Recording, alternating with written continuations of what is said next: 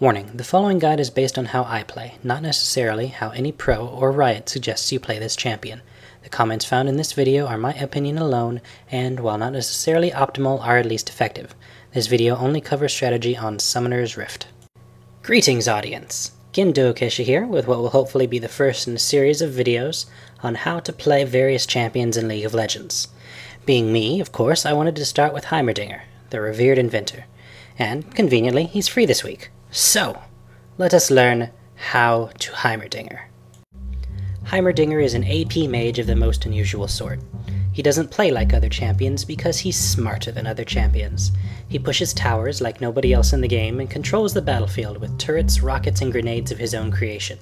With the power of Hex technology, he will destroy all who stand in his way, for great science. Heimer's passive is Techmaturgical Repair Bots. He gives himself and all allied units and structures a fairly hefty health regeneration bonus. And when I said structures, I meant it. If you find yourself with nothing better to do, you can stand near your tower and heal it. Heimerdinger is the only champion in the game that can do this. His Q is perhaps his most signature move. Heimerdinger places an H28G evolution turret, which fires on nearby enemies. The cooldown between placing them is insanely short, but the ability to place them runs on an ammo system. With each rank in the skill, the turrets gain a variety of benefits. At rank 2, they gain armor and magic resistance reducing shots. At rank 3, you gain the ability to place a maximum of 2 turrets. At rank 4, they gain bonus health, and at rank 5, they deal splash damage. Sounds complicated, I know, but trust me, you'll figure it out. Heimerdinger's W, Hextech Micro Rockets, fires up to 3 missiles at the 3 enemies closest to him. It can only be activated when an enemy is within range and requires no aiming, which leads some people to claim that it's too easy to use, but it does require some measure of skill to figure out when to use it. Since it targets the closest visible thing to Heimerdinger, attacking fleeing enemies with it could result in hitting minions instead. Regardless, it is a high damage nuke with a short cooldown and a low mana cost. It will be your friend. CH1 Concussion Grenade, Heimer's E, does just what it says on the tin. Our brainy little yellow dude throws a slow-moving grenade which explodes, dealing damage and blinding targets, as well as stunning anyone directly hit by it. While skilling order generally varies for the other skills, I always take 1 point in the grenade at level 4, then leave it alone to max last. You'll want the grenade for its utility at first, as opposed to its damage. It has great damage, mind you, and at later levels you will make entire waves of minions vanish with it, but its slow movement makes using it not as much a surefire shot as one would like. Lastly, his ultimate, Upgrade, again does just what it says. It makes everything better. Passively, it gives Heimerdinger cooldown reduction, and at rank 3, it gives a whopping 20%. For those who don't know, that's half the maximum CDR alone. Combined with runes and masteries, which we'll get to soon, you can skip items entirely and nearly reach the full 40% cooldown reduction. And that's only half the skill. When you do activate it, your turrets are healed to max health and fire slow-moving shots, your W fires 5 rockets instead of 3, and your grenade flies much faster, all for the next 6 seconds. This means when a team fight starts, you almost always push the R button right at the start and start stinging spells into the melee. Whew, man, that was a mouthful. Just a bit more pregame and we're good to go on strategy. Masteries. For great science, we take 9-0-21 Masteries, taking everything caster relevant in the early offensive tiers, and getting mana, bonus gold, spell vamp, and cooldown reduction in the utility tree. For runes, I take magic penetration marks, mana regeneration per level seals, flat cooldown reduction glyphs, and gold per 10 quintessences. Now I know immediately you're all going to tell me, again, nobody uses those quints. What a noob. Yeah, well, I like them. And if it bugs you so much, go grab some flat AP quints. I, for one, like gaining a full 5 extra gold every 10 seconds. With this setup, we start with about 16% cooldown reduction, and reach 36% by the time upgrade is fully leveled. We also get a great chunk of mana regeneration, which goes a good way towards solving Heimerdinger's mana hunger issues. As for spells, you have quite a plethora of choices.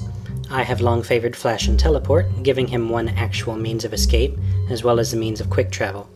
Recently, I've been trying it and having some success with a Promote and Teleport combination for hyper-aggressive tower pushing. Ghost is another great choice for kiting and a secondary means of escape. Even heal could be a good choice as it heals your turrets as well as yourself, and works to remedy your squishiness. And lastly, if it's your first time playing as Heimerdinger, it might be worth your while to take Clarity until you learn exactly how mana-starved he is. Trust me, he eats a lot of mana! When playing as Heimerdinger, we must first address his major weaknesses, of which there are 3. 1. Heimerdinger is extremely squishy, which doesn't help at all with problem 2. Heimerdinger has no real means of escape from a fight. Both of these cannot easily be rectified, so must be overcome with a differentiation in playstyle. The third issue, as mentioned before, is that Heimerdinger absolutely eats mana, for breakfast, lunch, and dinner, as well as for brunch, supper, tea time, and a quick midnight snack. This we will fix with our first major purchase of the game, Tear of the Goddess. Many of you will want to begin the game with a Doran's Ring, and that's fine, but that's not how we do it in Genland. Here we start the game with a Meki Pendant and a few health potions, followed by a porting back to the base as soon as we have 955 gold to purchase a Tear of the Goddess and your first pair of boots. From this point on, you will never have to worry about mana again. From there, we start building AP in really whatever order you like, generally culminating in a Rylai's Crystal Scepter, an Archangel's Staff, Sorcerer's Boots, Rabadon's Death Cap, Zhonya's Hourglass, and either a Will of the Ancients or a Void Staff, depending on your needs. I tend to grab Rylai's next, as the health it gives is always useful in Heimerdinger, plus slowing rockets kicks all kinds of butt. An alternative path can include a Kage's Lucky Pick after your tier, eventually building into a Deathfire Grasp for more bursty damage. If you do, however, I might suggest changing your runes to include AP seals, so that you can better take advantage of all Deathfire Grasp's bonuses. Lastly, on items, I should take special note of Zhonya's Hourglass and Guardian Angel. Both are very defensive items, but if you need them, it's worthy of note that your turrets will continue to attack while you're invulnerable or returning to life. The enemy will have to wait to kill you, but they will still be destroyed by your turrets. Either way, you escape or destroy more faces. Take your pick. When the game begins, you must loudly claim mid lane as your domain, and then promptly teleport to the top or bottom tower. Why? To place a turret in the bushes, of course. By the time you get back to your lane, your mana will be regenerated, and your turrets will be ready for placing again. Teleport will come back up, usually in time to go back and retrieve your tier with no farm loss at all. Conversely, if you have a jungler who needs you to leash for him, take the rockets first. That way you can launch them at the minions and then immediately leave. Regardless, you will take those skills at 1st and 2nd level, take the grenade at 4th and then not at all until the end game, and your ultimate whenever it's available. What order you take rockets and turrets depends on who your laning opponent is. If they tend to focus your turrets down, focus on rockets. If they don't focus your turrets, or are simply not good at taking them down, max turrets first. Regardless, before the end of the laning phase you want turrets at least rank 3 so you have 2 of them available. Placing those turrets is also very important. If, for example, your enemy has area of effect spells to take them down, such as Morgana, it is important that you do not place them close together. If the enemy can only focus one at a time, place them close together so that the two can punish them more for trying.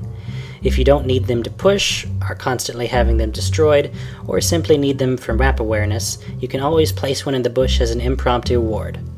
A ward that shoots people in the face. Heimerdinger is the undisputable lord of pushing lanes.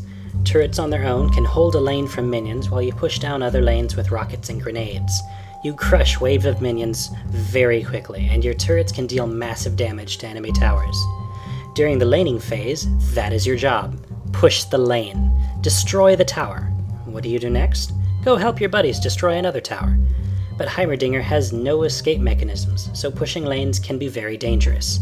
For that reason, you must be very aware of the map. You must know at all times whether you might be ganked.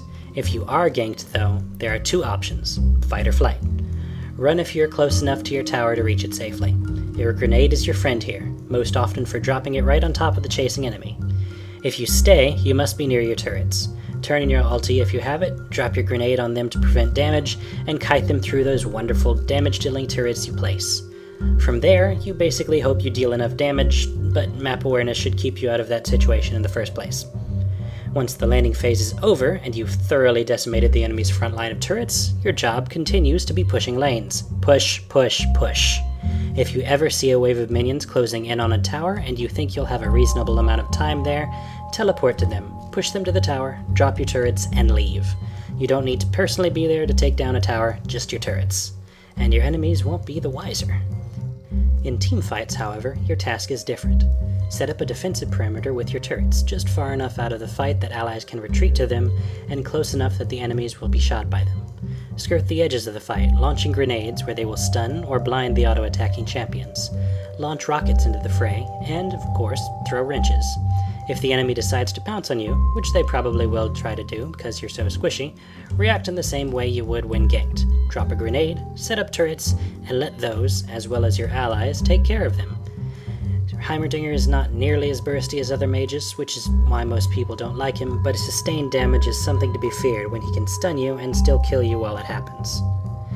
Heimerdinger isn't for everyone, but if you can master his playstyle, you will be a force to be reckoned with. Now, go forth and destroy your enemies! For great science!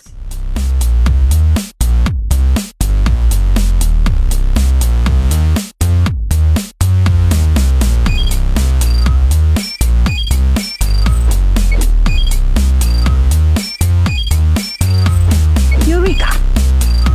The cosine of your root divided by order, entropy, a never-ending cycle. I could help you do that better. Yes, hurry. I have important work to get back to. Very interesting.